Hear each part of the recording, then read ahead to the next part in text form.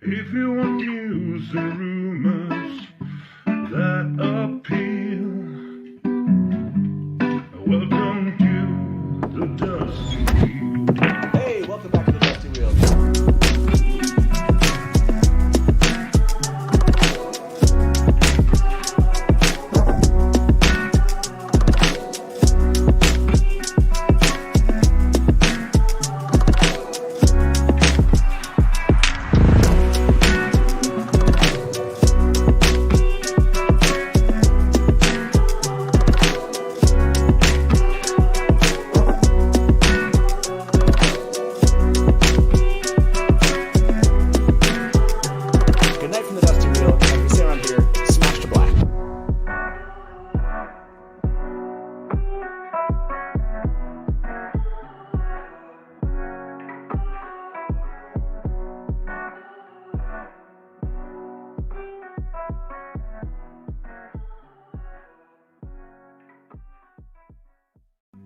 If you want news and rumors that appeal, welcome to the Dusty Wheel. Hey, welcome back to the Dusty Wheel.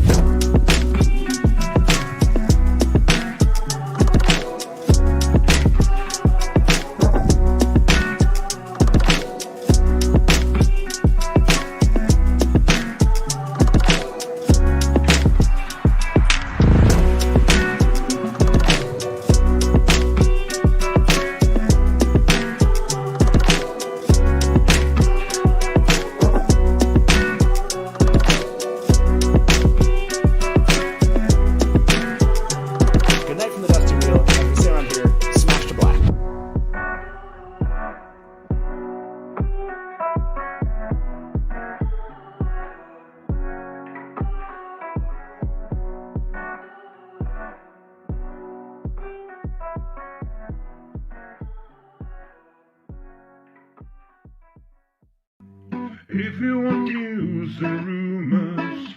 Hey, welcome back to the Dusty Wheel. I'm your host, the Innkeeper, and this is our live call-in talk show all about the Wheel of Time. Now, today, we're here to talk all about whether or not the wheel can be broken. Yes, it's going to be a spoiler-heavy show. We'll remind you about that in just a second once I invite my guests in. But let me remind you, this Wednesday, we'll be back live at our normal time, 9 p.m. Eastern. It's a little maybe surprise episode, which means I haven't decided what we want to do yet. So that's why it's going to be a surprise. We might talk about a recent interview I did with Sally Richardson Whitfield, the director of episodes 5 and 6. We maybe talk about other things. Just stay in tune with, I guess, our social media and just jump on Discord. You can find out what's going to happen on Wednesday. But the following Sunday is going to be a lot of fun. We're going to have Jim and Dylan from The Way of the Heron talking sword forms. In fact, we're going to do something a little special. We're breaking down a particular fight from the books with them. It's going to be awesome. Be here next Sunday. And the following Wednesday, we're going to do some live gaming with Paul from Wheel of Games. We'll talk to you more about what that's going to be like, but it's going to be a lot of fun. Some games from the Wheel of Time. So that's what's coming up here next at the Dusty Wheel.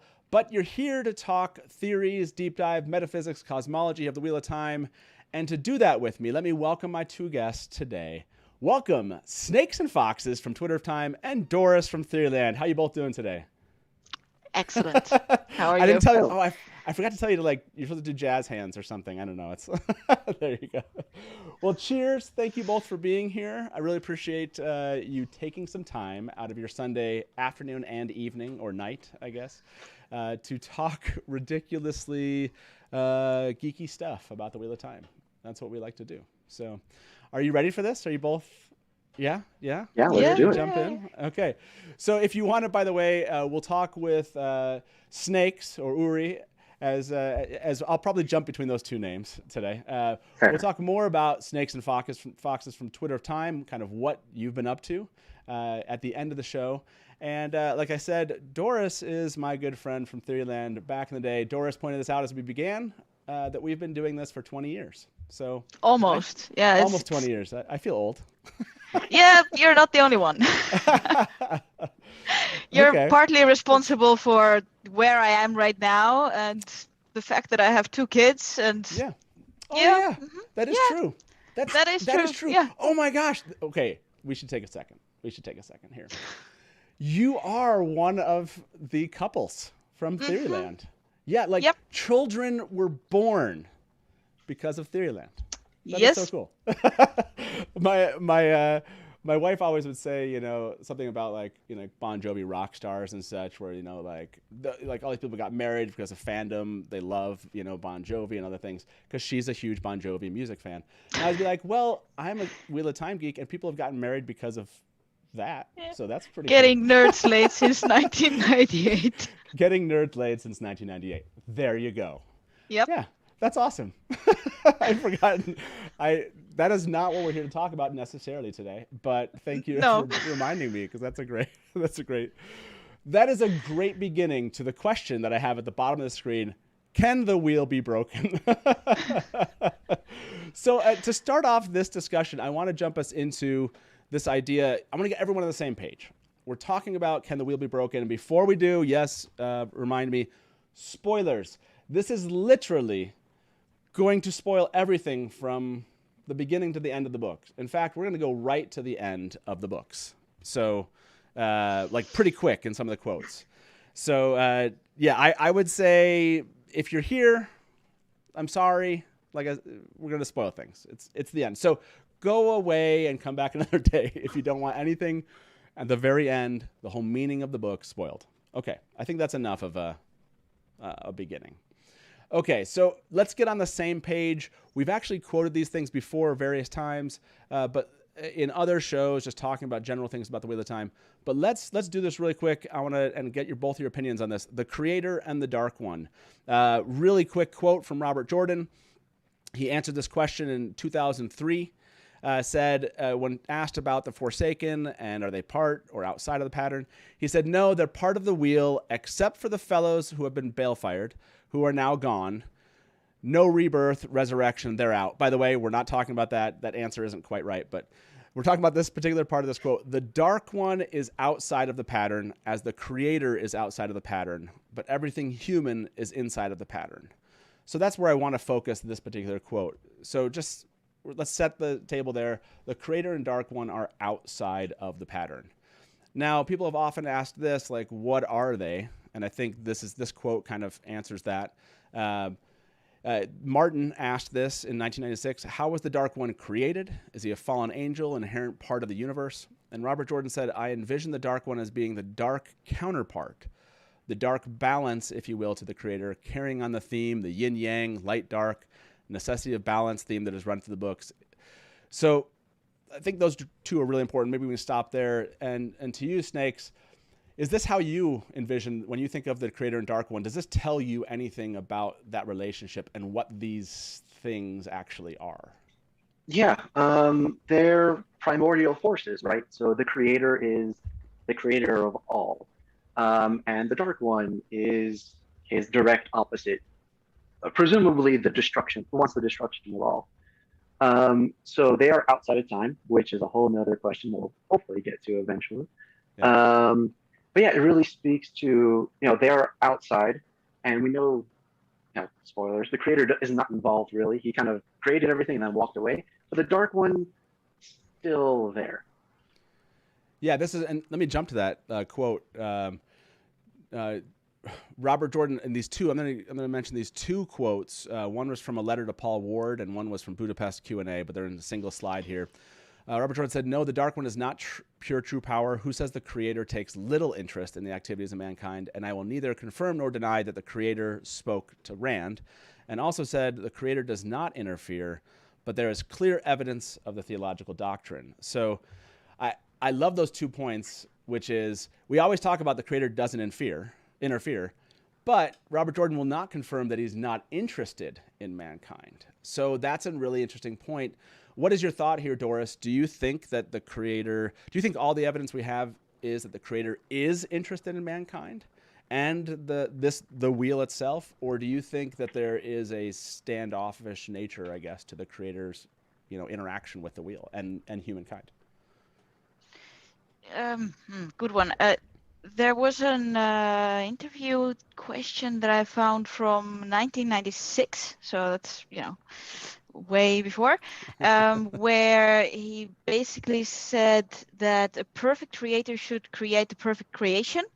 So if he were to interfere, that would prove that what he created was not perfect to begin with, and therefore the Dark One wins. Okay.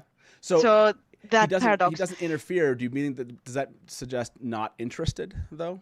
No, I think he is very interested. Or Okay. she, yeah, whatever. Yeah. Because the Dark One doesn't have a gender, so I don't think the creator does either. I think the creator is interested, but in a very hands-off kind of way. It's Okay. like Okay. when you write code and you go, does it work? I like that. I really like that analogy. We'll get to that analogy a little bit later. Snakes, are you in line with this? Is the creator interested in mankind? Well, yeah. Why else would he still have the Dark One? Okay, that's a good answer. Yeah. So I'm curious. I'm going to ask the same poll. I'm going to throw this in chat. For those of you that are wondering where this poll is going to be at, it's over on YouTube. If you're watching on Twitter and Facebook, you won't see this poll, but come join us over on YouTube. You can join into the poll and answer these. Is the creator interested in humankind? And we'll ask everybody in chat. I'm kind of curious what people in chat are going to say to this one, because I get a lot of this. The reason why this question comes up or is not totally something people agree on. I'm trying to remember where I thought I had this quote from, where is it? Maybe I don't have it. But anyways, it was more this idea of a gardener effect. There it is. I think I have this one. Yeah. This comes from inside the book, and this is Rand's thoughts here. He said, did he think the creator had decided to stretch out a merciful hand after 3,000 years of suffering? The creator had made the world and left humankind to make of it what they would, a heaven or the pit of doom by their choosing. The creator had made many worlds, watched each flower or die, and gone on to make endless worlds beyond. A gardener did not weep for each blossom that fell. For an instant, he thought those must have been Lews Theron's reflections. He had never gone on that way about the creator or anything else that he recalled, but he could feel Lews Theron nodding in approval, a man listening to someone else. And a lot of the theories were that maybe he was listening to Moradin. These were Moradin thoughts. I mean, others wondered if this was like a previous incarnation to Lews Theron. But this idea of gardener not caring about the blossom, I mean, Snakes, do you think that, interested, but do you think there is care in the sense, or just interested like you might be in, well, I want to see my garden bloom, and if it dies, it dies? Well, yeah, that's an interesting question. It does sound more like Moradin's thoughts, right? That very nihilistic. Not necessarily God is dead, but God just created and left. It's really the watchmaker theory of divine intervention. He created the wheel and built into it all these mechanisms to help keep it on track. So presumably there is a level of care, but I guess not enough to come back and directly do things about it. So yeah, it's an interesting question. And I'm seeing people, like you said, like some are saying maybe like an experiment. You're interested in the outcome itself. The poll here so far looks like 77% of the people are thinking that the creator is interested in some way, maybe not specific. I'll leave that poll going just for a little bit longer. I did want to bring up, maybe it's this one. This is an interesting quote. This is one, Snakes, that you mentioned. I don't know if you want to read this one. It was where it talks about, it's at the end of the books. It's from A Memory of Light, where I think it's Rand is basically realizing, or he's facing the Dark One, first of all, where it's at. But I want to jump to the one where he's at the very end, where he's like, he realizes the Dark One's not the enemy, basically. I don't know if you have that quote. It begins with, he wove something majestic. Yeah, I found it. Yeah, go for it. He wove something majestic, a pattern of interlaced Sidene and Sidar and Sidene in the pure forms. Not fire, not spirit, not water, not earth, not air. Purity, light itself. This didn't repair, it didn't patch, it forged anew. With this new form of power, Rand pulled together the rent that had been made here long ago by foolish men. He understood finally that the Dark One was not the enemy. It never had been. So I think this is one of the kind of most pivotal commentary on the Dark One from someone inside the world, if you will. What do you take from that? First, I'm going to go to you, Doris. this comment that the Dark One, if we look at the very end, he understood finally the Dark One was not the enemy; it never had been. What does that mean to you, Doris? Like this epiphany, I guess, that Rand realizes about the Dark One and the pattern itself. Well, it's mostly about free will, I guess. He realizes that if free will or like the willingness to do good were erased, then that's the same as the willingness to do bad were erased, and that is really what it's all about. So sort of the enemy is people, or the Dark One is really the let's say the nudge rather than the real enemy. But the evil is in the world already, and it's supposed to be. Yeah, exactly, and it's already there, and that's an interesting point, which is we know that before the boar was created, right? There was still evil in the world, and so it's interesting how you had marked him with a nudge. Let me go to you, Snakes, on this question of the Dark One not being the enemy and never had been. How do you understand that epiphany, if you will? Well, earlier, I think it was earlier. Sorry, time is weird. So earlier, Rand realizes that the Dark One isn't an entity; it's not a being. It's a force of nature. Right? It's just kind of there. We learned through the whole part of A Memory of Light that it's necessary for the Dark One to be there for basically everything to work. So yeah, I think his epiphany is kind of like along the line of Doris said, that it's he's not the enemy; he's a necessity. And yeah, the evil is man itself, really. Yeah, that's really interesting to me because of this question, right? We're all here to answer, by the way. Thank you all for being here. If you're watching this again on social media, thank you for being here on YouTube. We're here to answer these questions. That's why doing this live, beyond just being fun, kind of being geeky and talking about this with you all, we're going to answer that. I'm going to put a poll out at the very end. I want to know if anyone's changed their mind. Can the wheel be broken and can the Dark One win? Will be two distinct questions. We're trying to give a foundation for answering that. Maybe change your mind. Maybe we won't. But yeah, this is an interesting question to me of if the Dark One isn't the enemy, how does that affect your concept, Snakes, of can the wheel be broken? Does it affect your belief on that? If he's not the enemy, and I'm seeing you shake your head. Okay, is that where you're at right now? You're at the cannot be broken. Yeah. Okay. Okay. I think the wheel can be broken, or at least halted. But the change of the idea of what the Dark One is doesn't change my mind on that. Oh, it doesn't. Okay. I agree. I got you. Okay. So that concept doesn't affect your belief about whether or not the wheel can be broken. Okay. And that's where you're at, Doris? Yeah, I think so too, yeah. Okay. I honestly, I don't know that I know how I'm going to answer these two polls. Then I asked myself that at the beginning, and I was like, I don't know. I'm not there yet. Maybe I don't know. Hopefully we'll get there at the end. Okay. So I think from a concept standpoint, before we move on from here, this notion of Creator and Dark One, anything else you both wanted to add to this to give people an idea of what the Creator and Dark One might be or what they are before we kind of jump to the wheel and talk about it? Well, I think there's maybe you have that planned for later, but there's a really interesting quote somewhere. I don't know if I wrote it down. About Saidin and Saidar against the true power. I don't think I have that one, but yeah, if you have it down. Yeah, it's actually yours. Okay. Which Driving one was it? Mr. Sanderson, November 21st, 2009, Gotcha. where Sanderson says, when people bored into his prison, Dark One's prison, they were searching for a new source of power. They found him. Now, that leaves a strong implication that the true power is the essence of the Dark One. The true power, when it is used, rips apart the pattern to rebuild it as it desires. The true power is very destructive to the pattern. It leaves scars on the pattern. Robert Jordan said in an interview, or maybe it was actually in the books, when you make a gateway with the true power, you are actually ripping a hole in the pattern and going somewhere else. when you're using the true power, that is what you are doing. It is contrary to the pattern. That is not a direct answer to your question, but I think, yeah. So, and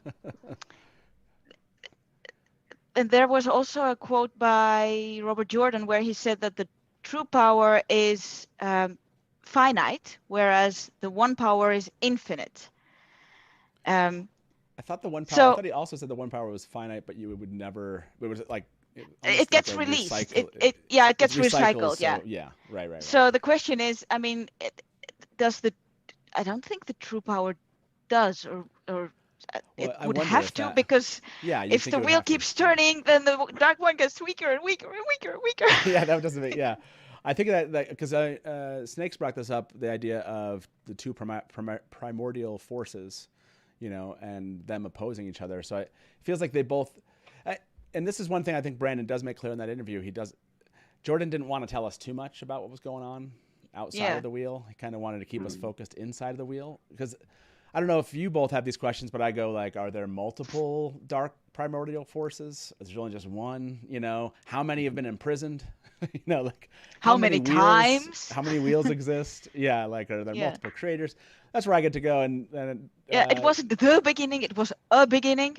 Sure, exactly. So, yeah, those are those questions we can't really answer, but I don't think we necessarily need those to kind of jump forward, at least for this question of can this wheel be broken? So, let's jump on to, I think, what is the wheel? I think is an important kind of piece of this.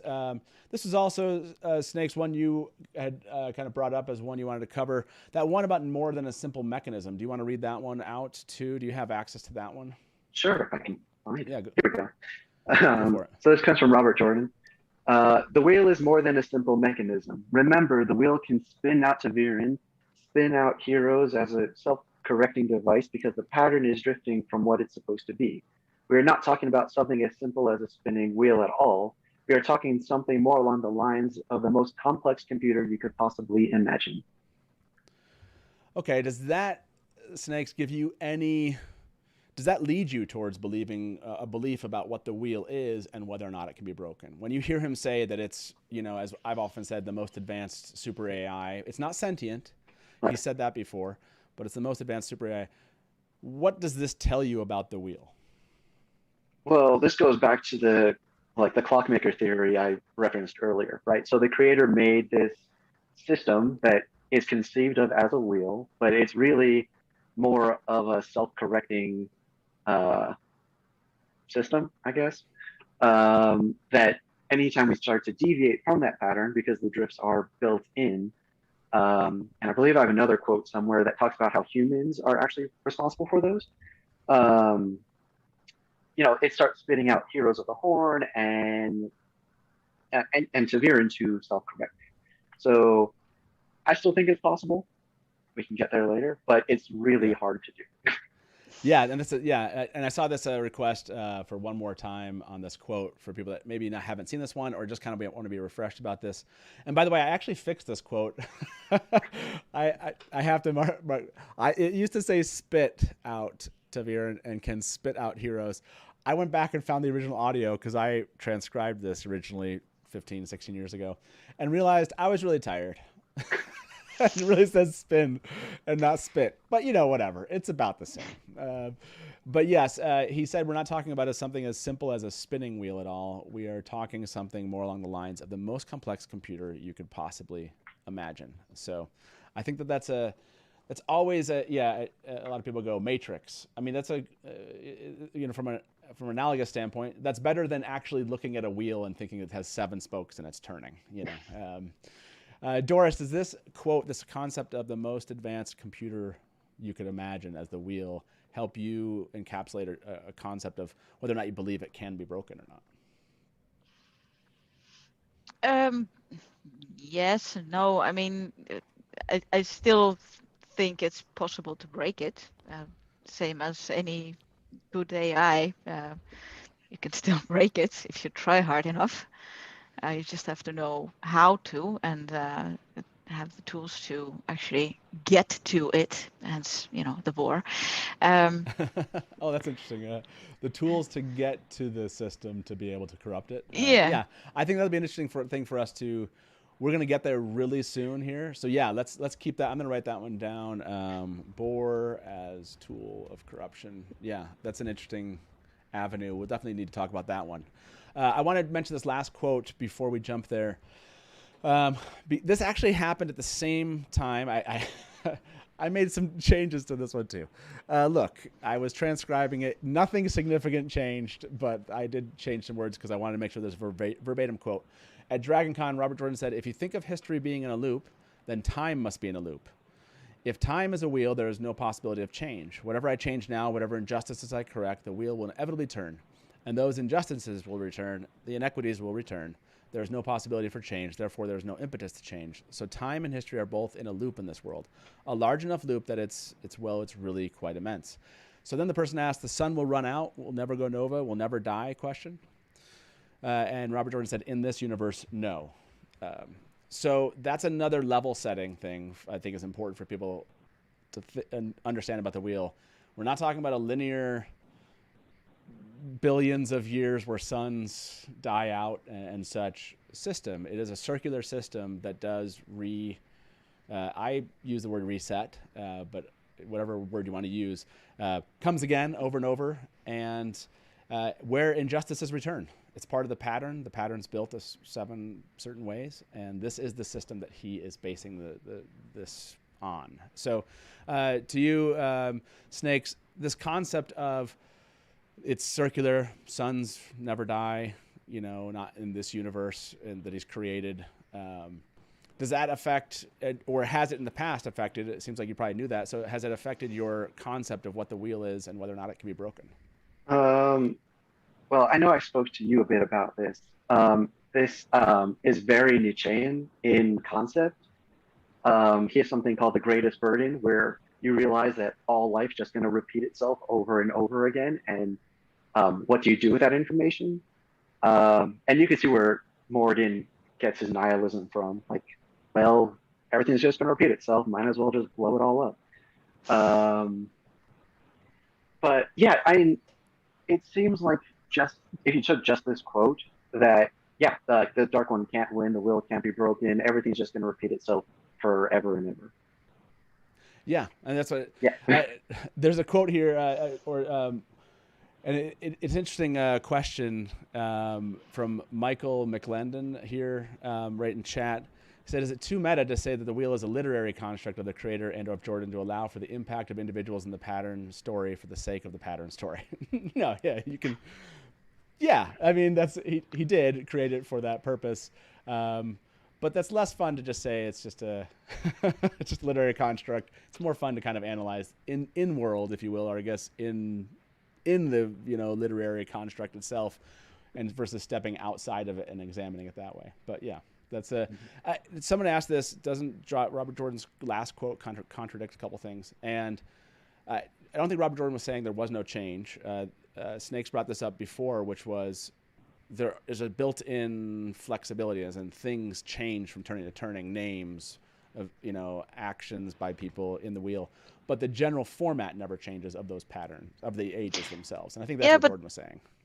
There also kind of has to be a reset as well, because while I was doing some research on this and I was, rereading the end of the series, it struck me that the amount of balefire that's used, which like permanently snaps people out of the pattern, eventually you're going to run out of people. So there's going to have to be, like, if it keeps turning and turning, in the end, it's just going to be Rand. And then he balefires, that can't happen. So there's got to be a reset somewhere. Yeah, and Jordan. Yeah, I think there definitely is a reset of some sort. Jordan clarified this later on, that balefire doesn't destroy the soul or itself, so the soul is never destroyed. In fact, Jordan went on to make it really difficult to destroy a soul. Like in many answers, he kind of like talks about the Dark One like eating a soul when it talks about gray men, I think, and then in other words, he kind of doesn't elaborate on how well, he talks about Trolloc souls being kind of like small damaged soul. I don't know if he has a verbiage for it, like, as though it's like they even have souls, but they're kind of like warped souls. I don't know exactly. He didn't really describe his soul system very well. So that one we're left to kind of, I don't know, come up with our own explanations for. But yeah, no, you bring up a good point. And that's one of the things we're definitely been talking about here. Anything else between the two of you that you think people should know before we tackle this actual question we're here to discuss? When it comes to the wheel, that would help people make a determination whether or not the wheel can be broken. Is there anything we missed, I guess? One thing, if it's okay. Go for it. From the glossary in the back of Wheel of Time, of the books, when it describes the wheel, it says, time is a wheel with 7 spokes. Each spoke is an age. As the wheel turns, the age come and go, each leaving memories that fade into legend, then to myth, then forgotten by the time the age comes again. The pattern of an age is slightly different each time an age comes, and each time it is subject to greater change. That's what he says. Yeah. And each time it is subject to greater change. How do you interpret that? Do you interpret that to be something else that we haven't mentioned yet? I think it opens the door for time to deviate, and for the Dark One to eventually win, or the wheel to be broken. And in the first 2 books, it also says, but each time it is still the same age. And then after that, he drops that part. So, whether or not that was just him shortening his glossary or he changed his mind on something, I don't know. Yeah. Wait, so that the one that you mentioned, which is the part of that changed for everybody that's listening? So the pattern of an age is slightly different each time an age comes, and each time it is subject to greater change. That's in all the books. And in the first 2, the ending is, but each time it is still the same age. Oh, okay. And he took out that. That's an interesting thing. Yeah. What an interesting note. That's great. I love that. Because we have no idea why he did that. We're like, but why? Now I'm curious. But Yeah. yes, maybe it was just like you said, just take away some of the confusion of it's not the same age if there's change, but it is the same age because that's the same general format. Yeah, I like it. That's good. Yeah. Okay. Anything, Doris, from you about the wheel that people should know before one thing is some theories that I came across that said, but it would be, let's just go to a world where, Rand is evil, or the champion of the light is evil, and then break the wheel there. Right. That can't happen because this wheel is the main one, and this wheel is the one that needs to be broken in order for the mirror worlds to break as well. I think that was somewhere along book 7. Yeah, something along those lines. Yeah, from book 7. Yeah, so that's kind of somewhere in the text itself. Well, this brings back that famous Varen paradox, which I hate. It's like if the Dark One's freed in one world, he's freed in all worlds. When she's talking about mirror worlds, and you're like, but that's not really how it works. But if he's only basically, I thought it was Varen, and it's like, but if he's imprisoned in one world, he's imprisoned in all worlds, and it's like, it's a paradox, and it's like, that's not really, I don't think of that as paradox as far as the Dark One's, he's either escaped or he hasn't. I guess that's how I understand that. Do you understand that to be any different, Snake? So that, do you think that's a paradox, or just kind of Varen being complicated? No. I think that's Varen being Varen, which she does a lot. Right, so mirror worlds are based on the main Randland world. It does beg questions about parallel worlds, which Jordan does mention other things, but I'm not going to jump in there. Yeah, that's a good question. The idea, why is the Dark One kind of, is he working on other species and such to try to get them to destroy the pattern too in parallel dimensions, like the world where the Ogier come from, or the world where the animals some of the animals the Shanshan have come from, it does make you, he never goes elaborate, so it's not that helpful to go down that road. It's fun to think about though. It is. Okay. So I think that level sets. I don't know if there's anybody still watching this, but hopefully you are, because this is fun. I love geeking out about this stuff. let's jump on to just general discussion. Can the wheel be broken? I'm kind of curious what everyone thinks out there. I'm going to ask right now the poll at the beginning of this discussion, where we're at right now. Can the wheel be broken? And I know people are going to not like the general nature of this question.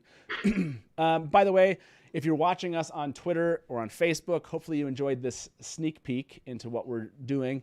Come over to YouTube, come over here and join the rest of the conversation for the afternoon. You can vote on these polls. You can help us determine whether or not the wheel can be broken. But thank you very much again for joining us on Twitter and Facebook. Really appreciate having you here. So this question is going to be interesting to see what people come up with. I want to see where you're both at this point. I think I kind of got a feel for it earlier. Doris, can the wheel be broken to you as of now? Yes. You think it can be broken? Okay. Yeah, I think it can be broken. Okay. And where are you at, Snakes, on this? Can the wheel be broken? Yep. Okay. I'm at like leaning yes. I know that sounds like not. And what's interesting is that's where the poll is at right now. Like 60% are kind of, we're at yes at 60. Oh, it's kind of widening the gap a little bit. Okay, so to this question, Doris, you go ahead, make your case. Like, what do you see? Pick one mechanism, and maybe it's the borer you mentioned. But how do you see that it's possible for the wheel to be broken? And then I'll go to you, Snakes, with another idea of how to break the wheel.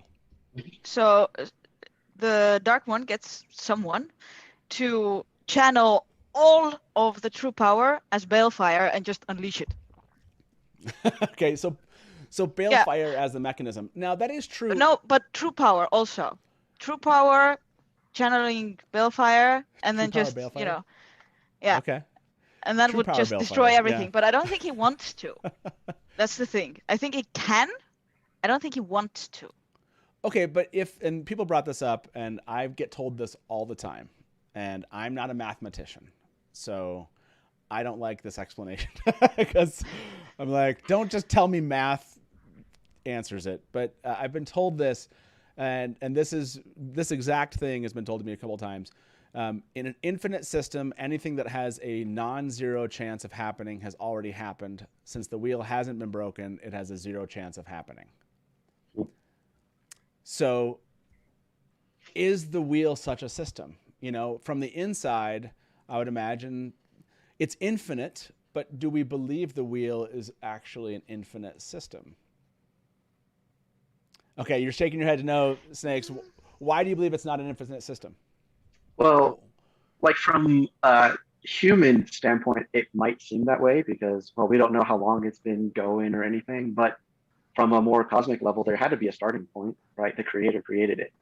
So it's not infinite if it did not have a infinite starting point. Right. So that's why I always come back to is that thing that you just did, which is, but it said we know that the creator imprisoned the Dark One and then created the wheel.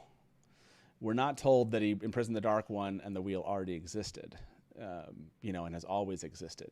That's not what we're told, but we're told that from people on the inside. So I've always thought that too of like, again, I'm not a mathematician, so I don't really know how to answer that to a mathematician other than saying I didn't think it was an infinite system either. So, but balefire, you brought this up, Snakes, balefire, do you think that it actually can destroy the wheel? So I believe, I don't remember if it was you or someone else on your podcast brought it up, that balefire really just works on the pattern, and the wheel in theory could spit out a new pattern. So I don't think balefire itself is enough. Yeah, so, and that's what I kind of wondered, like and we don't know the answer to this, but you would think let's say you destroy the threads and your reality, you're in the Age of Legends, like that's when we always hear about it, like, and you're destroying things with true power, balefire, and all these other things. Couldn't the wheel just spin out a new thing? I don't know. Like, it just seems like maybe balefire is threatening to the people that are part of the pattern today or right now, but not necessarily threatening to a future pattern, if that makes sense. Well, we see in the last battle, right? They're using balefire left and right, and then Egwene comes up with the Flame of Travalen to undo all of that. So the wheel already corrected itself. Yeah, so the wheel is pretty adept at correcting. I mean, Doris, we say that the balefire, I've heard the balefire being used as a potential mechanism to destroy the pattern. you don't think the wheel is more capable than balefire, as in that it can't, like, yeah, we know that it did obviously, well, come up with a version of healing that potentially. Do you think that the wheel has no recourse though against like maybe it's true power balefire or something? And do you think that that really is something that the wheel could not combat and could be destroyed, could be broken? Well, I think that if the pattern were really like to ashes, then the wheel would maybe keep turning, but to what end? It wouldn't recreate the pattern. That's my thought. And I think that if this were done in a flash of, okay, nobody has ever seen balefire before ever, and nobody knows anything about the true power, and they don't have any time to come up with a counter, then it can happen. But it's a very, very, very small if. Okay, so balefire. So by the way, the answer so far from chat was 64% of the people believe the wheel can be broken. So I'm going to end that poll. That's interesting. So people are leaning that way already. Kind of came in here.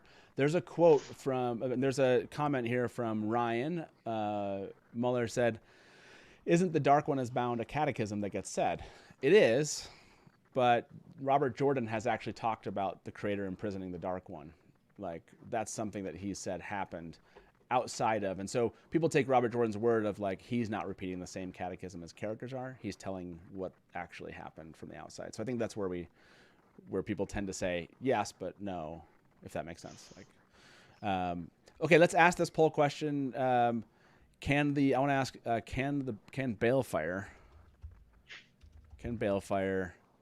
break the wheel? And we're talking about the wheel, not necessarily the pattern, everyone. I think that's an important distinction here. The wheel weaves the pattern.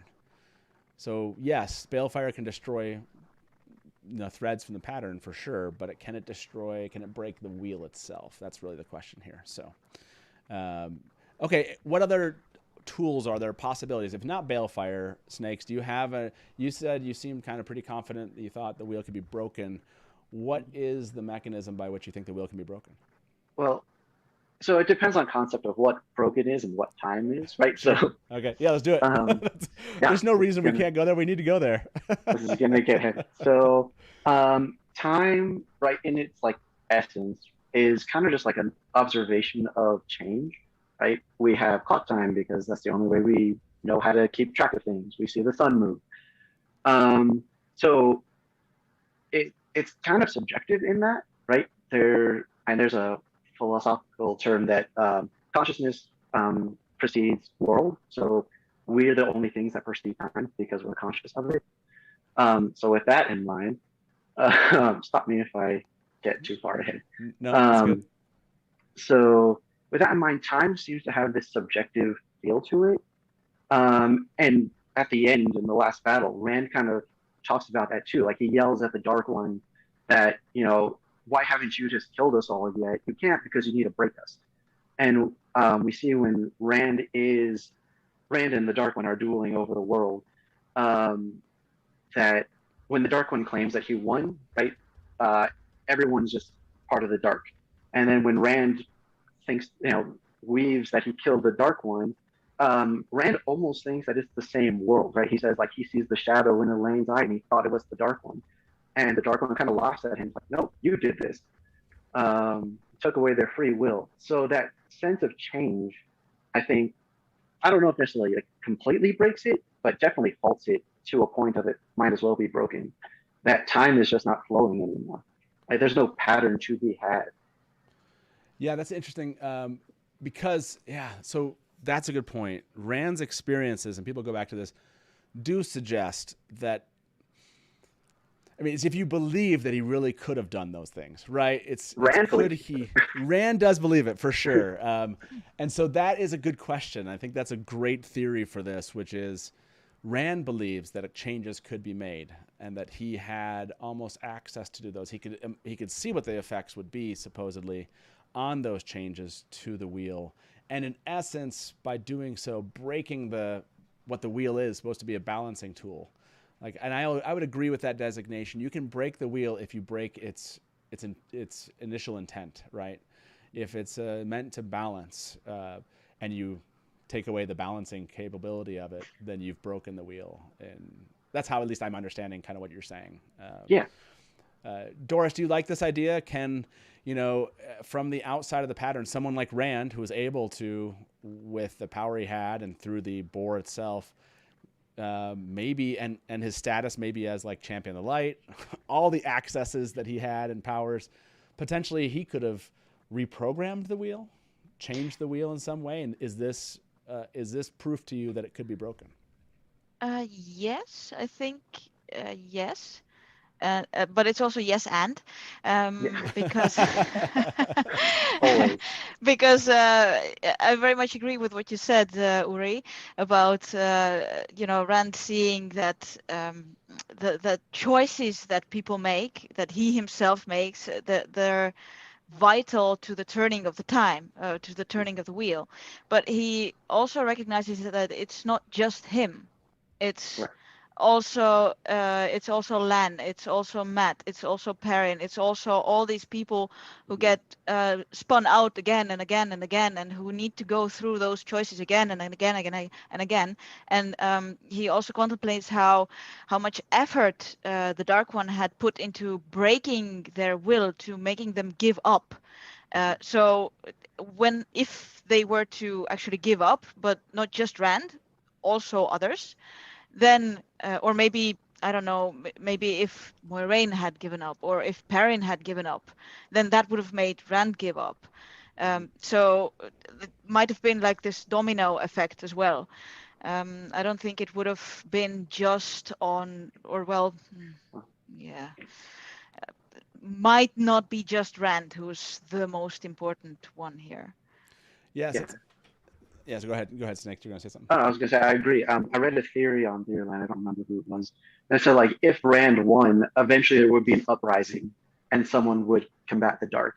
And yeah, that would start the Wheel of Time again. But if either the Dark One was completely gone, or like Dora said, every single person gave up, then yeah, it would. It's hard to do, but it's possible. It is interesting because I see a comment from Jonathan. Time doesn't drive the wheel; choices turn the wheel. But I have a problem with that concept, which is ta'veren. Technically, those people that didn't make those choices, but they were threads in the pattern. They were just getting pulled up by other people's choices, and that is to mean the wheel's choice is to make a soul, a ta'veren, who then was around them that pulled them into that. I can't remember what the thing is called when it swirls around, but anyways, there's a name for that. And so they didn't make those choices. Like, those choices were made for them. And yeah, but there's a difference between the situation that you're in and the situation that you're in willingly. Yes, but you call that a choice, though? Like, I mean, when he looked at Elaine from the outside, and he kind of saw that Snakes, you sent that quote, and I didn't have it for today, but like saw something behind her eyes and realized like, Yeah, it wasn't her really. It. It wasn't really her. Yeah, if you have that quote, it's an interesting one because it kind of has to do with this. Is that really? Are people that get pulled into the wave or the? I wish I knew the name. It's gonna kill me. I'm gonna look it up afterwards. But get pulled in by a ta'veren. Are they making those choices, or those choices made for them? And often it talks about the wheel making choices for the ta'veren too. That is, there's a give and pull there between the the pattern and the ta'veren, where one is pushing on it, but also being pulled towards things that they can't control. So this question of choice really kind of gets me on this. Yeah, sorry. You have that quote? Yeah, I have the quote. Okay, yeah, go ahead and read this quote for us. This one's a really good one. This one, again, if you're here, we're talking about everything to the end of the book. This is a quote from the end of the book. It might spoil some stuff, but go ahead and maybe just describe what it is and, yeah, give us the quote. Yeah, so Rand is fighting with the Dark One and says, I'm going to show you a world where you don't exist. And it's like particularly hard for Rand to do it, and he's not sure why, but he perseveres. And everything just kind of seems off, and the Dark One's not even really there. He's kind of a distant voice, it says, because he doesn't exist in this world. And he's kind of taunting him, saying, like, is this perfection for you? Come and see what you made. And he goes to see Elaine, and everything seems kind of off. Like, nobody There's no war. No one even recognizes his sword. Um, so it says, Rand looked into Elaine's eyes, looked into them deeply. A shadow lurked back there behind them. Oh, what an innocent shadow, but a shadow nonetheless. It was like that of the shadow behind the eyes of someone who had been turned by the Dark One. Rand jumped to his feet and stumbled backwards. What have you done? He shouted to the sky. Shaitan, answer me. I have done nothing, adversary, the voice in the distance. This is your creation. Nonsense, Rand said. You have changed her. You changed them all. Skipping ahead. But he saw it now, the thing behind her eyes. She was not herself because Rand had taken away her ability to be herself. Yeah, so taking away her ability to be herself, which to me suggests taking away the ability of that free will notion. But does that mean, is her inability to make choices mean the wheel is not turning and it's not weaving a pattern? But the pattern's still there, and that's the connection between choices and whether or not the pattern exists. That's why I'm always like, I'm not sure I understand.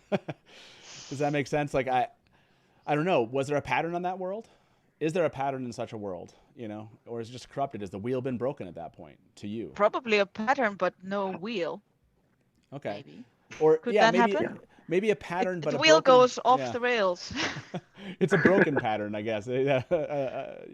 I'm going to end this, by the way. Can the balefire break the wheel? People answered 77% said no. So there you go, everybody in chat. Do not believe balefire in the end could break the wheel. I want to ask this one. This one's been brought up. How do we want to couch this question? The topic we just said. Can Rand? No, I mean, how do you want to say this? Can the boar be used to? Can an external influence? How about that? Can somebody inside the pattern destroy the wheel for the Dark One?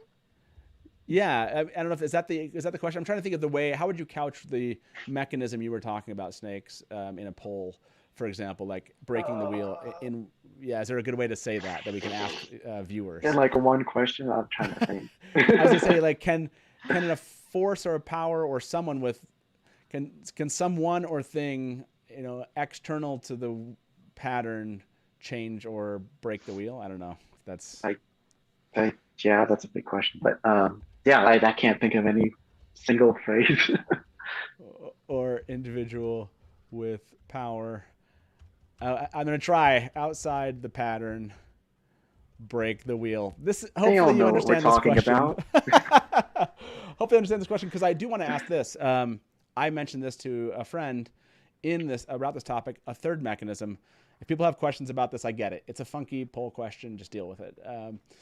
The creator, can the creator break the wheel?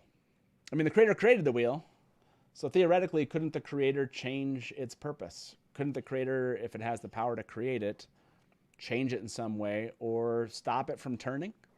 Like, couldn't it turn the off button? That's the question I have for you. Doris, is there an off button for the creator when it comes to the wheel? Could the creator do it? I think the answer kind of must be yes. But then, right. Yeah. But then you would get into the whole, if the creator destroys what he created, then is he a creator anymore? Right. This goes back to the perfect creation. Yeah, the whole, right. Yeah. Yeah, it's an interesting, like, it seems like the wheel could be, but would it ever be in this situation? Would the creator ever break the wheel? And like you said, would he be a creator at that point? I don't know, Snakes, is this question just one of those where it's like, well, he wouldn't be a creator. He wouldn't be the creator in that case? Well, yes and no, right? Like, if you think theologically, right, God is the ultimate creator. He does only things for good, but we see God destroy, which destruction could be an ultimate act of creation if he does something else with it. So he could still, in theory, be a creator. Maybe he could reset the whole thing, do some tweaks, and then run it again. Yeah, exactly. Yeah. And this is the question. Yeah, and Jonathan says this, a purely external force cannot destroy the wheel. The Dark One exists outside the pattern for 6 or 7 ages, or for however long the wheel's turned. and no ability to hurt it. And that's why I was bringing up the creator itself, which is it's the thing that created it. But do you think that the wheel is protected against the influence of the creator in this way? In other words, can the creator not interfere? Is that what Jordan says he won't? Is it because he can't? He created something that cannot be interfered with unless somebody from the inside lets them in. You know, like I guess that's my thought. And the bore itself. And let me go to you. That's Doris. You mentioned the bore. Yeah. It's built. Robert Jordan said the bore was built into the pattern of that age. Like drilling the bore is part of the plan.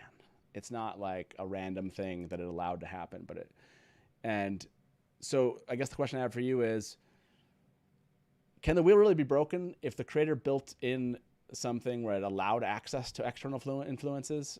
Like, would the creator have done so if the wheel didn't have the ability to combat it perfectly, I guess? That's a good one.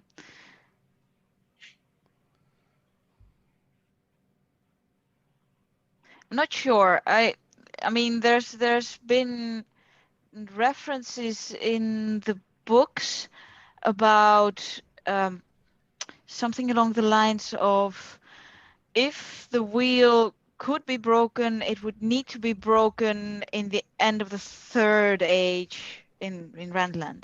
So basically the last battle as we see it, at the end of every age there's a big battle and big breaking, but the one that might possibly do the trick is the one that we're seeing. So if that were purposefully built into it, then it must mean that it's possible. Like if it's there in order to be possible, then it must be possible. Yeah, I love it because it's like, what is the intent? And we don't know. Like, what is the intent? Yeah, you can take it both ways, right? You can go either way, and there's probably 3 or 4 different ways to take this. But those two, like the creator either could have created it knowing it was impossible, but it was just part of the experience that it was kind of pre-programmed, or created it because, yeah, it's possible. And that's okay. That's part of the balancing nature of this. Snakes, do you have an answer to this? Like, to you, does it mean if the creator added this as part of the plan for the age to create a bore, that it was intended to always be the perfect mechanism to prevent any external influence from corrupting it and breaking it? Or did he leave it open to the possibility on purpose? I think he leaves it open. So one, that glossary quote I had earlier, that it deviates every time the wheel turns, I think opens that up for possibility of the wheel broken. Also, the Dark One really thinks that he could break the wheel, and he'd be a really crappy cosmic being if he didn't realize by now that he can't do it. Nice one. Okay, but I mean, Rand does kind of prove, he like grabs him with his cool fist and pulls him into the pattern. It was like, you're kind of a crappy cosmic being. I mean, he does, but he still thinks he could do it. So if you were an infinite being and you still assume that you could do this one thing you haven't been able to do, the idea of the possibility has to exist. Okay. Otherwise, the Dark One would just be a nihilist. Also, you might be, and people have said this before, which is, this would be a terrible story if it couldn't be, right? You know, so I do get that feeling of like, it's terrible if it could or couldn't be. Let's go to this first comment. We're going to open up the call lines and let a few of you call us and give us your ideas here before we vote on this at the end of the show. Taylor, can you show Hybrid Havoc's question here on the screen for us? Hybrid Havoc, thank you for the tip, said, did the creator design the pattern of each age, or is it the pattern's design? And the only tweak I would make to that, or is the wheel's design? I think you mean there. And you two can correct me if I'm wrong, but I'll answer this, which is the creator did create the pattern of each age, but as the wheel turns, it was also created so that pattern can change in smaller ways. It doesn't change the there's overarching things that are going to happen each age, but how it gets there is kind of the weave of the time in its particular turning. That's how I understand it. Would you two add anything to that or change any explanation there? No. Okay. So I think that was that answers. Hopefully that answers you. Please feel free to throw another question in. And Taylor, can you throw the other? I think Jay made a comment. I'll throw this up. Said, thank you very much for the tip, Jay. Said, Dark One is outside the pattern, but not outside creation. Creation includes pattern outside of the pattern. My thoughts. So I did look for that quote because I wanted to show that it was outside the wheel. I believe that Jordan, what I'm bummed about is I didn't go find that quote because I would have answered this. I want to definitively say I believe he is outside of the wheel also. But I can't. In other words, I believe they were meant to be counterparts in this. But people have said this. Maybe the wheel is imprisoning the Dark One too. In other words, part of the creation of the wheel was a prison for the Dark One. This is a theory that's very common out there. Snakes, do you believe that the Dark One's outside of the wheel also, or that it's somehow imprisoned within the wheel but outside the pattern? Well, there is. Forgive me if I'm wrong. He kind of mentions that he's outside the wheel, and that's why he needs to he can't influence anything unless he's inside of time. Right, he's outside of time, and right, that's and you would say the wheel of time, so it's outside of time. That's I think that's how we mostly get there. Yeah. By the way, hashtag crappy cosmic being. Don't I even like it. Yeah, exactly. Maybe he's at like the center of the wheel where all the spokes are really tiny and the movement is none, and then everything happens around him. Well, I heard a theory that we have the picture is the wheel, and then you have the serpent in between the spokes. Yeah. I forgot what that theory was, but the Dark One is the serpent kind of trying to make it break and stop. That's something I heard. Yeah, that's a fun one too. By the way, let me turn on open up with call lines. You can give us a call. The number here again, we're a live call and talk show. Number is 1-313-825-5968. That's 1-313-825-5968. We may not get to all of your calls, but if you have a comment you want to make or a question for my guests here, or you want to tell us what you think, can the wheel be broken? Give us a call. We'd love to bring you in, weave you into the conversation. That's right. Any chance I get to say that, I'd like to make. Okay, so let me put this poll in there. This is how the question was. Can an external force or individual with power outside the pattern break the wheel? It was a poorly worded question. But that being said, our poll answer was that 61% said yes. So not balefire, but are in line with this idea that that there is some capability for the Dark One or some force like maybe Rand that could break it. So yeah, that's an interesting question. We do have some callers. We already have 3 in line that are jumping in, so it'll be interesting to bring them in. I'm going to move on to the next question, and maybe we'll vote on this one. I think let's vote on this question because I want to ask about the Dark One winning, and I want to so final question here of our first section. Can the wheel be broken then? And I wonder if anyone's changed their mind here. This is a question that we can ask forever and ever. But this will show up in chat, and I'm kind of curious. Yes, ever and ever and ever. Did I not spit that poll? Yeah, there we go. Can the wheel be broken? I was like, it's not showing up. Okay. I want to move on to this next question that we talked about with this. Can the Dark One win? Right? What does winning look like? And Doris, do you have a concept of when someone says, or when you think in your head, the Dark One winning, what it looks like? I think the version that he showed Rand before the nothingness, before Rand showed him, that was pretty close, I think. I think Rand was right when he said that the compromise, the nothingness, that was a lie. I think just eliminating any sort of remorse, any sort of conscience, that's what the Dark One wants. So not the brimstone and torture all the time, but sort of, it's a pretty world, but rotten on the inside. Destroying free will, basically. Destroying the balance that exists. Okay. Yeah, I like that as far as the Dark One winning. Snakes, how do you see this? What does the Dark One winning look like to you? Yeah, I agree. I think it's kind of the Joker argument, right? No matter what Rand does, the Dark One wins, whether he kills him or lets him go. And I think he even says that. Yeah, in that quote earlier where Rand killed the Dark One, he says, "Perfect, unchanging ruin. Do this if you wish, adversary, and killing me, I would win. No matter what you do, I will win." So yeah, this notion of free will being taken away in any sense, the Dark One wins. Yeah. Yeah, I mean, is the Dark One winning because he's ever present, and everyone's always worried about balancing out against him, but he just exists, you know, like that. I imagine he's just like, oh, let me guess, you're gonna seal up that bore. See you in you're a couple of your ages, which to me isn't. I don't experience time like you do. So, and that to me is, part of it to me is like, yeah, the Dark One just exists. So. I guess the wheel is what prevents the people inside the wheel from believing that they've lost. As long as it exists. I like this comment from the name I'm trying to Eran Lucendrawen. I probably that's a terrible. Taylor, you want to show that comment up on the screen here? Said, when the Dark One wins, he imprisons the creator. See there, I like kind of amping up the kind of what does it require for the Dark One to win, like turning the table over and actually imprisoning the creator. Before we get into that, that's a fun note here.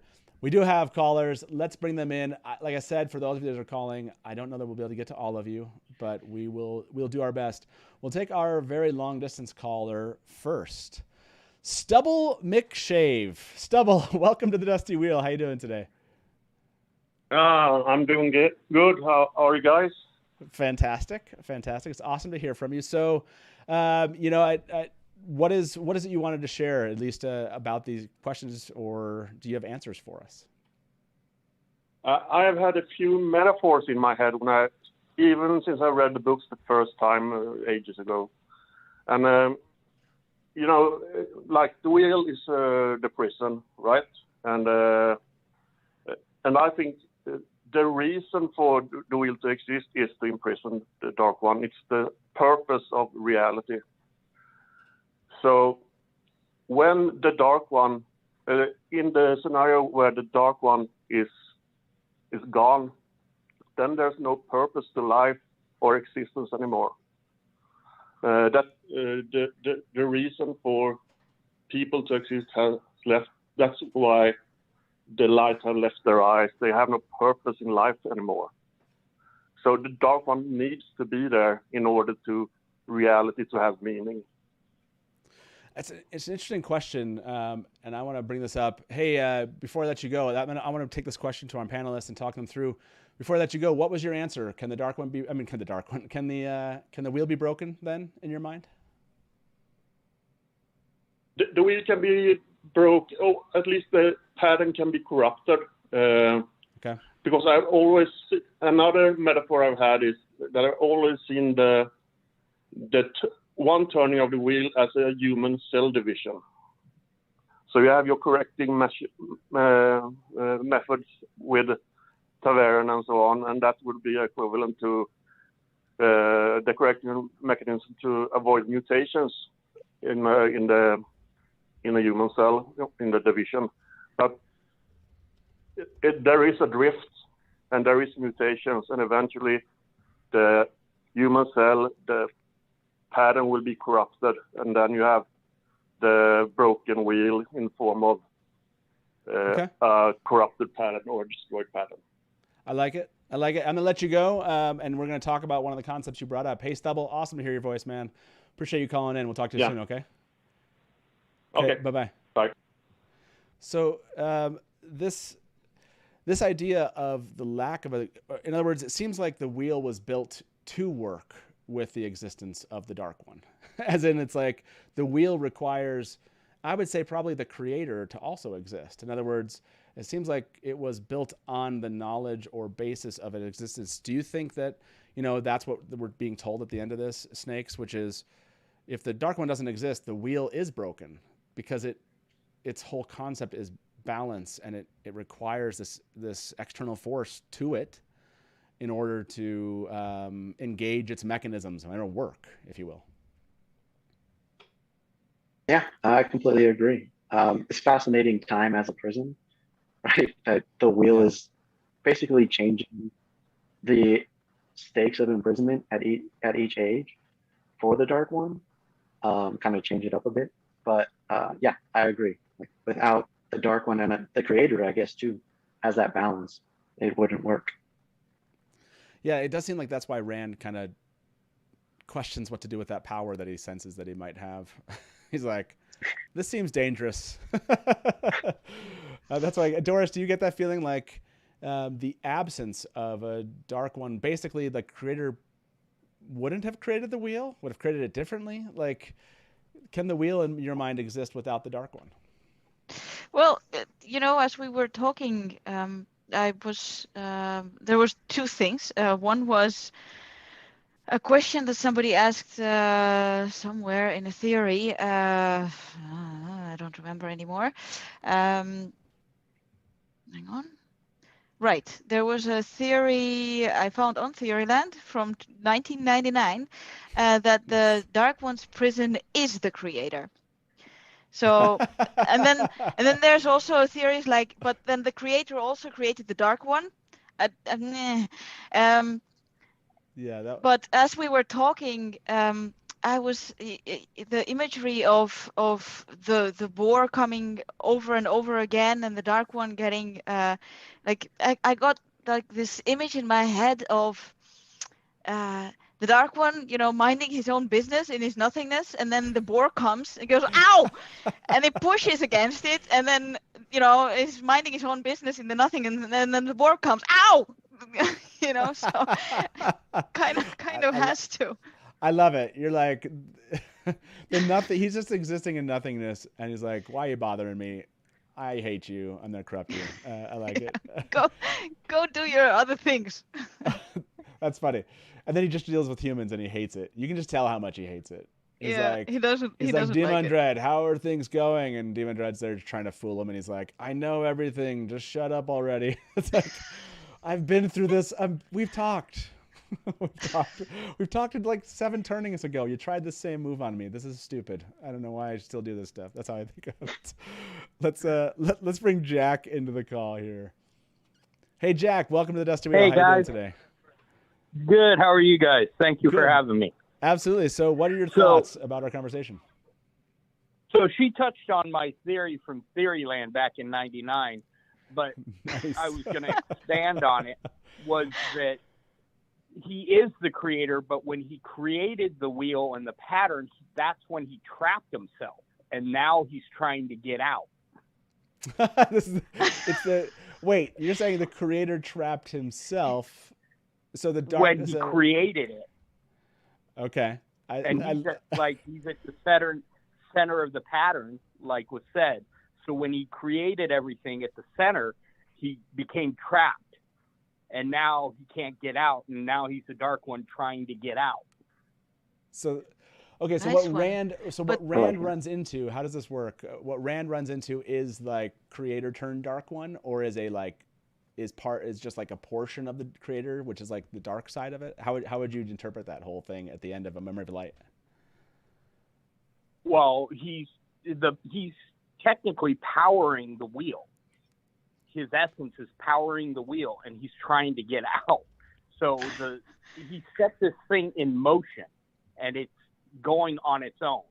So it's going to defend itself because he set it in motion. It's like a perpetual. It's a AI, like was said. So he's just powering it, and he's trying to get out of it. I love that idea, Jack. I love how you claimed that was your thing from 1999 in Theoryland. If it was, that is really cool. Hey, Jack, I appreciate you calling in, man. So, what is your final answer then? Can the wheel be broken? Yes, with the Dark One, with him using someone from inside to break it, but he has to have the people inside to do it. Okay, I like it. That's your answer. Thank you very much, Jack, for calling in, man. Have a good one. Bye-bye. I love it. I love that he said he was the one that submitted that to Theoryland. That's great. So what do you... Could be. Yeah, exactly. I don't know. I don't know. Maybe. So I want to point out, this was the answer so far that we've gotten.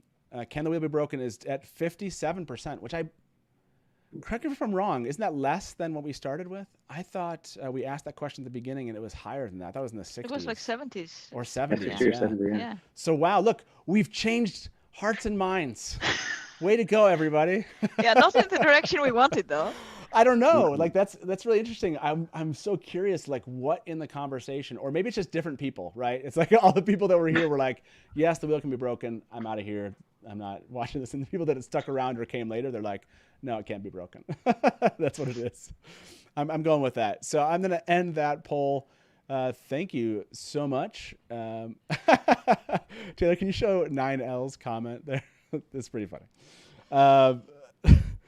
So that was it. 56% of you said the poll that the wheel can be broken. So yeah, it's that one about the dusty wheel, Taylor. It's like, oh, you don't see it? Oh, shoot. It's a really funny comment. He said, can the dusty wheel be broken? No way.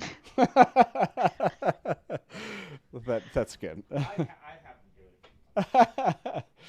Okay, so we just have 3 more callers. Let's bring them in, and I'm gonna get your final thoughts on these questions. Can the dark one win?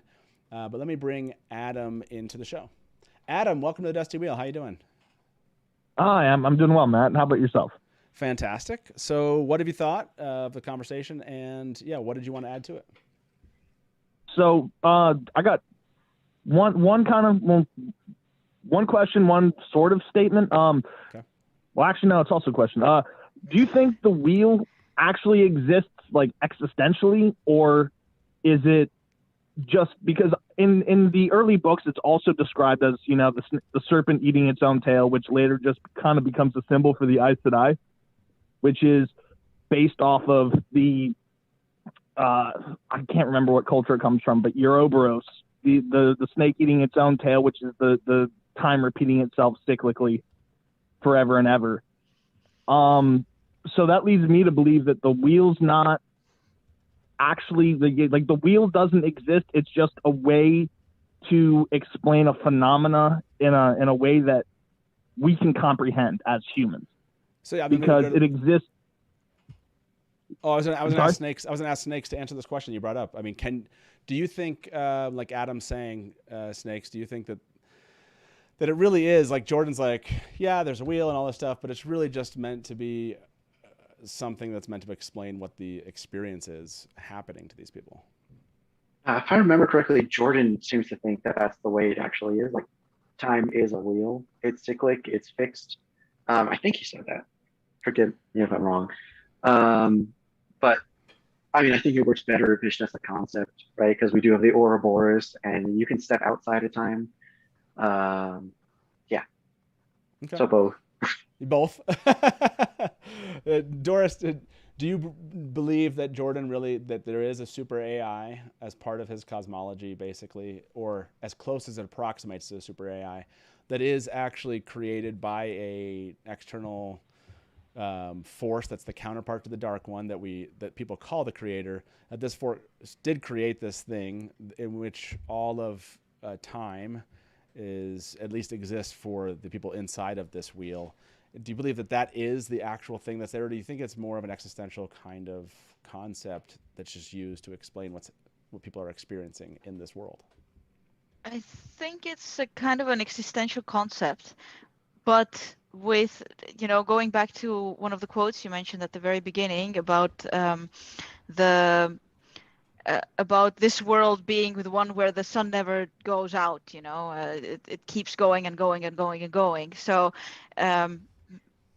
it's existential within those parameters, if that makes sense. I think that quote, to me, when Jordan said in this universe, no, to me, it makes it a much more tangible thing. It's an actual thing, not just a concept itself. Hey, Adam, before I let you go, tell me, do you think that the wheel can be destroyed? How would you answer that question? Do you think? I don't think so. Assuming it exists, but yeah, go ahead. Yeah, I don't think so. But the other thing I wanted to ask was, so when Rand has his flicker, flicker, flicker moment in the Great Hunt, and it's like, I've won again, Lews Theron. Yeah. But there's a point where I think Varen explains I think it's to Egwene or something, where it's like, in these other worlds, the Dark One has not won. because if the Dark One wins in one, he wins in them all, and there's an infinite number of parallel, mirror worlds. And so, like, that's kind of like, that's in the extent of, can the Dark One win? I think so he would have had to have won in one of those. And so I don't think he can either. I don't think the wheel can be broken, or that. Okay. I think they're just fulfilling, the Dark One's just fulfilling his role in the pattern and in the wheel. Okay. Yeah, I like that. I can see that being the case. Like we always say, imprisoned the Dark One. But it certainly is a mechanism that's necessary for the balance of the wheel. So it is a role, if you will, as part of a key role in the wheel functioning. So I can hear that. Hey, Adam, thank you so much for calling in, man. I appreciate you being online and sharing your opinions. Have a good one, okay? All right, thank you. You too. Yep, bye-bye. Can this wheel be destroyed, by the way, the poll? So far, 55% of the people are saying no. So they believe it can be broken, but not destroyed. I love that outcome of our discussion, kind of getting a feel, at least the pulse of this audience that we have here. We have two other callers. Anything else that's come up either from their questions or comments, Snakes, before I move on to this caller, that you wanted to add to? Not really. I think back to the previous call, right? It's important to remember parallel worlds are not mirror worlds. Jordan makes that distinction. That mirror worlds are just like possibilities. And yeah, we see that the Shadow won in one of them, but the Dark One didn't. So there's distinctions that need to be made. Yes, the distinctions between where the Dark One wins in mirror worlds, irrelevant. That is to say, it's just a probability engine, if you will. And also, the Dark One lies. Yes. Jordan, by the way, has so much fun with that. Jordan's so like... He's always like, he likes to suggest that maybe something happened, and then he's like, you believed that Ishmael? You're an idiot, whatever. So yes, that's a good point. Thank you, Doris, for mentioning that. Let me go to these like final two callers. These are the last two callers we'll bring in. We'll get final thoughts. We'll poll the audience. I want to hear from both, and we'll talk about what snakes and foxes are up to on Twitter of Time. I can't wait to hear about that here shortly. So let me bring Nick into the show. Nick, welcome to the Dusty Wheel. How you doing this afternoon? I'm doing pretty well. How are you guys? Great. We're doing great. So what's your comment or question for us? So this has kind of been touched on a little bit already, but I think that the Dark One is required for the wheel to actually be able to weave the pattern. We kind of discussed how there are quotes about how the wheel is like an artificial intelligence system, and a lot of those systems in real life require some sort of random input to the system. Otherwise, it's just a purely mechanical thing that has no variation, that will always output the same results. So in order to get that variation, the wheel requires randomness.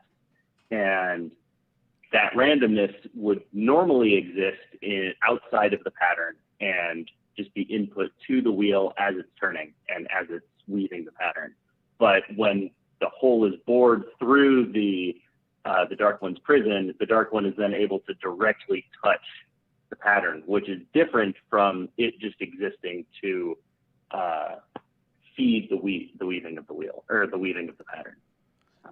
I love that. Yeah. I love, and it would make sense from at least Robert Jordan's background in physics. I know it wasn't like he was like, got a master's in it or something, but he did like, he had an affinity for it. And so that makes a lot of sense that he would have added that kind of wrinkle in, and why the Dark One would be necessary to such a type of system, if that's what he's really trying to build, which it sounds like from everything he said he was. What's your thought then on these two questions? Can the wheel be broken, and can the Dark One win? Are you yes, no? Kind of where did you end up at? I think that the Dark One can win, and I think the Dark One has won in the fact that the Dark One was able to touch the pattern directly. And because I don't think that the Dark One would want to destroy the wheel, because if you destroy the wheel, then there's no pattern being created. There's nothing that the Dark One can do. And as for, can you break the wheel? Maybe. I think that the wheel would throw up Taviran and other things to prevent anyone from inside the pattern breaking it. And I don't think that the Dark One or the Creator, which exists outside, would have any motivation to break the wheel. So it might be able to be broken, but I don't think it would be broken. Gotcha. I like that maybe question because I think it is still kind of up in the air, and you can tell people are like still up in the air about it when we ask that question. We just don't know, and that's the fun part about trying to break down this question to us all is how do we take in all the facts and what do we come out with. So hey, I appreciate you, Nick, calling in and waiting online for that to share your opinions with us. So have a good one. Okay, We'll talk to you soon. Bye-bye. Thanks. Bye. Yeah, this idea of the Dark One winning, to me, it's probably, again, how do we understand or comprehend a primordial force? So this is I want to bring this up. I know we have one last caller. We're getting to the end of the show here. I'm seeing a lot of funny comments, by the way, here. Oh, Jack Nelson said he wasn't the one who submitted that theory, that he was expanding on it. Okay, so that was what the caller was saying. Sorry about that, Jack. Appreciate that clarification. I love 9L's comment here. The Dusty Wheel without Taylor would be drab and boring. Agreed. So the Dark One that is Taylor is necessary for this to be a balanced, fun place. So that was good. And then I want to answer this question here, which was, can the wheel be destroyed? The final poll answers were 43% said no, 57% said, 47 said yes, 53 said no. So that's an interesting final kind of poll of as far as breaking or destroying the actual wheel itself. Final thoughts on this. Can the Dark One win where you're at right now? Yes or no? I think both of you were at yes. Are you still at yes, Snakes? The Dark One can win? Yeah, still at yes. Doris, you still at yes on that? Yeah, I'm still at yes. Okay. But I think I've let's say the reasoning behind it for the Dark One, it's kind of crystallized some more for me, because I think it's really important for the Dark One. I've seen a lot of theories about the Dark One wants to just kill himself, kill the wheel, kill himself. But I don't think that's what he wants. So if he wants to win, it's not by breaking the wheel. So, those are two very different things. Oh, yeah. Yeah, exactly. It doesn't require him to break it to win. I would agree with that. That's my target. Snakes, you seem like you were agreeing with that. You're going to add something to that? Yeah. The last part where you said where, the Dark One doesn't win just by breaking the wheel, right? Like he's the antithesis to the Creator, right? And who made these perfect creations, the wheels and everything in it. So his ultimate victory would be to break everything that the Creator made, right? The human spirit, the pattern itself, and then eventually the wheel. So I think, yeah, it definitely crystallized and expanded my view of what winning for the Dark One would be. Yeah. This is what's messed up with me a little bit with this. I get these primordial forces, but it also, Rand interprets it. I don't know if it's like Perrin, like interpreting the emotions of other people, but Rand's like, the Dark One was angry, frustrated, boiled with anger, I think was one of the things. And it was like, okay, like these primordial forces are like teenagers, it's like boiled with anger that his parent wouldn't let him go. It kind of, there's an interesting addition that Jordan does sometimes, while giving them kind of, very much like humanizing them in ways that, and maybe that a primordial force is also humanized. I have no idea. Like I've never met one, so I wouldn't know. But does that affect, does the Dark One care to win? Like, as in, the Dark One is and exists. Like this was brought up. Jonathan said he can't win because Rand said he's not the enemy. Does the Dark One even consider himself an enemy, or is he just like his existence is just to corrupt? And like, does he care to win, if you will? I think so. I think he wants to. Okay. Yeah, and the Creator wants him not to. And yeah. Oh, and the wheel is built though to balance that and not prevent him there forever. I mean, the wheel is built to give him access to the pattern, to destroy it, or to do something with it, corrupt it, influence it. So it's such an interesting question of what Jordan set up here of like what are the intents of these beings, if you will. I want to bring our last caller in and then tie this up for the night. Let me bring Art to the call. Art, welcome to the Dusty Wheel, man. How you doing this afternoon? Hey, what's up, guys? Glad to be here. Awesome to have you. So you're our final caller. What is the thing that drove you to kind of call in and comment? I, of course, have a lot of ideas, but actually, I'll go down to an analogy. I'm an avid rugby player for, 20 years. And I'm part of a subsection of players called forwards. And we do this thing called a scrum. If you're not familiar with what a scrum is in rugby, it's when all the biggest dudes kind of link up like the Power Rangers, and then they clash. And then they have a big wrestling match between 16 players, right? And so the concept I'm coming to grips with here is if one side or the other gives or does not compete or does not push and participate in the struggle, the whole thing collapses. So this struggle exists so that the game can exist. And the game doesn't go forward unless we get this section right. This part of the game is just part of a bigger game. So it's a game within a game. And if anybody fails to compete in their role, do what they need to do, including the Dark One versus the Dragon, the whole thing could fall apart. And so the concept we're coming in, like, there has to be struggle or else the wheel doesn't turn. If the wheel doesn't turn, it stops, and who knows if it'll start again. So that, yes, you can actually break the wheel if you are missing an element that doesn't allow it to function the way it's supposed to. Yeah. I like it. Anything to add to this, Doris? No, I like it. Up, or yeah. It kind of sums up what we were trying to say. Yeah, that's it. The show's over. Well done, Art. You did it.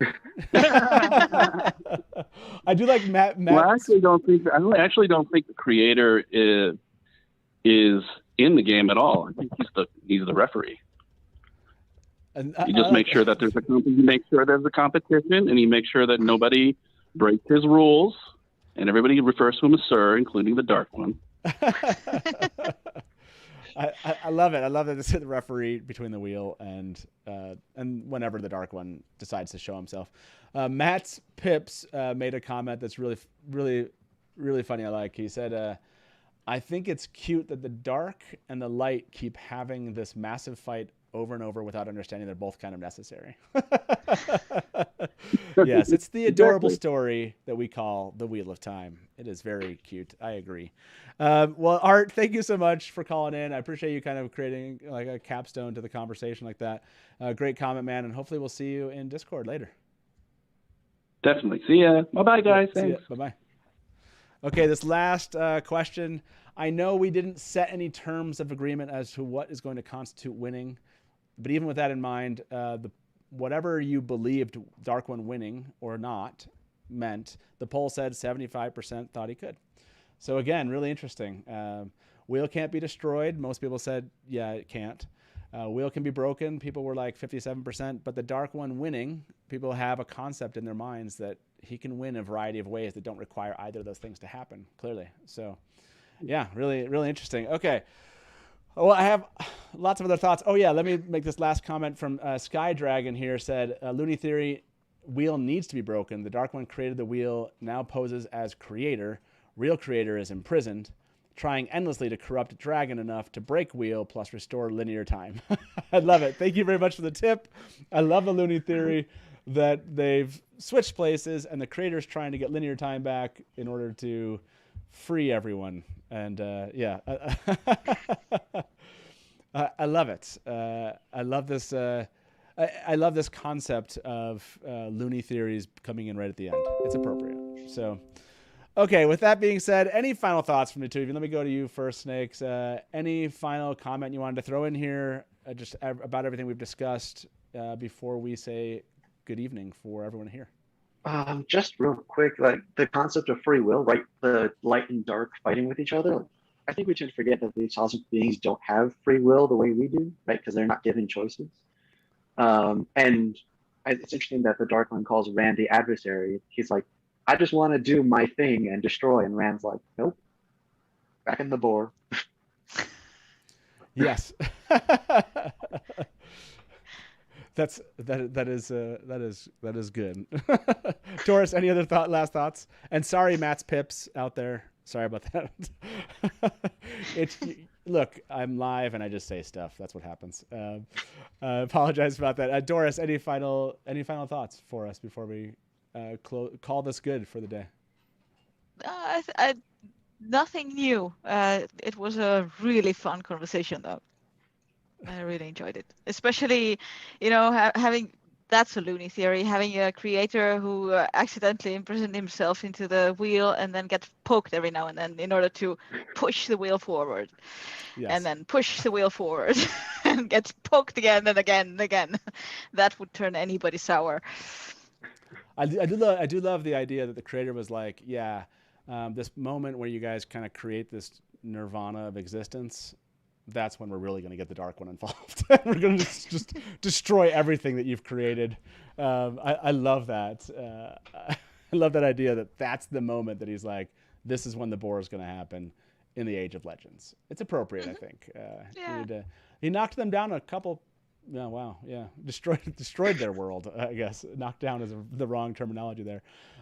Okay.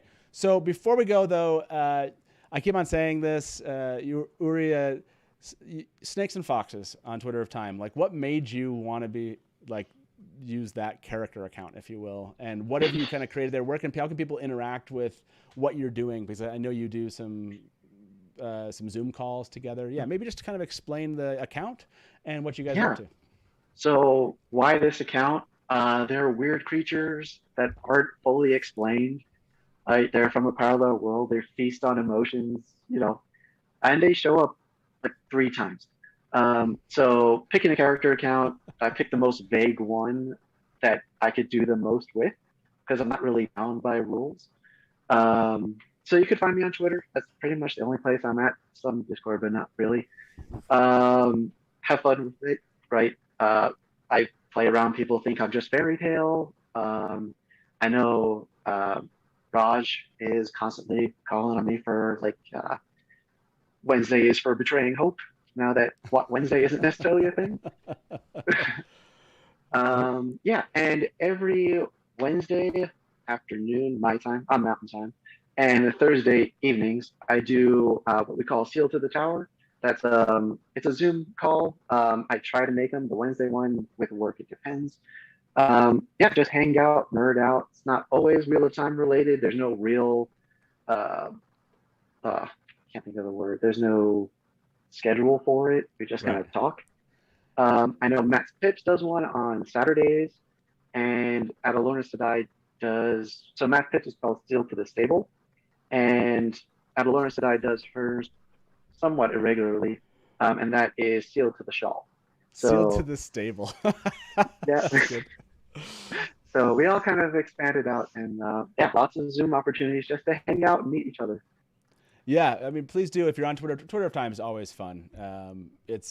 And as the show approaches, it gets to be more so. I mean, it's gotten fun to like crazy. I don't know. We don't have time to really explain just how crazy it gets, but basically someone will say something like, this should be a character account. Someone goes nuts and just creates that character account and really embodies that character. No matter if it's not even like a character, it's a thing that character produces, for example. That is the extent to what Twitter of Time sometimes becomes, but it's a lot of fun. So thank you very much for being here. Yeah, I think I put the link in the description. I saw it in chat. Please do go follow Snakes and Foxes. Check out Matt's Pips, and like I said, sealed to the we have sealed to the tower, sealed to the stable, and sealed to the shawl. Apparently, there's a lot of fun, just fan engagement happening through Twitter of Time on Zoom. So please do go check it out if you haven't. And Doris, it's awesome to have a great excuse to see you and just geek out about theories and the Wheel of Time again. So. Hopefully this won't be the last time I see you here. I'm assuming you're going to watch the TV show when it comes out? Well, yes. Yeah, yes, please. Okay, so I want to make sure that you come back and tell me what you think about it. So we'll definitely have you back here. And and talking more. When we do another theory one, or again, when this TV show comes out, we'll definitely have you back here at the Dusty Wheel. So. Oh, that's sweet. Okay, thank you, everyone. You're awesome for being here. For those of you that stuck around, loved your comments. Callers, you were wonderful. It was just a fun Sunday afternoon, just being really, really geeky about the Wheel of Time like we do. Please be back here, like I said, on Watt Wednesday. I haven't decided what I'm going to do. Just leaving it out there. Maybe we'll get some Watt Wednesday news, and the gods of the Wheel of Time will give us something to talk about there.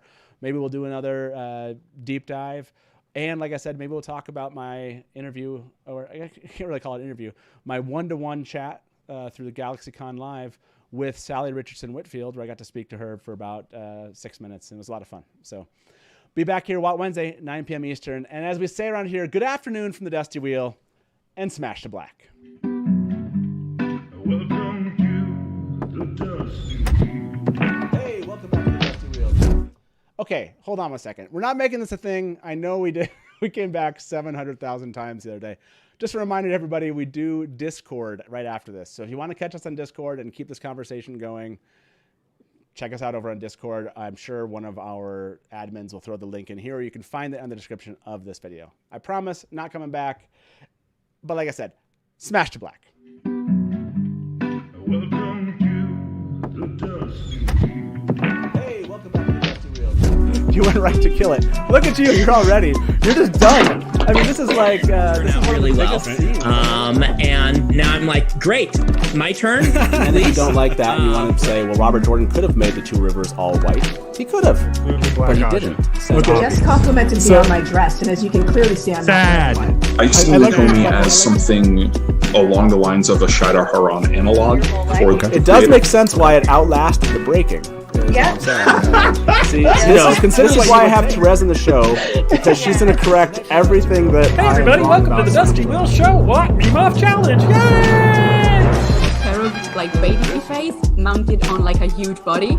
So like all of a sudden, This is not just like, a traditional fantasy, right? There are sci-fi And elements. just a moment ago, Rafe tweeted something. So let me get my guests in here with me. And probably, I would say, put in 70, 80% of the work. I got to be over the shoulder and be like, no.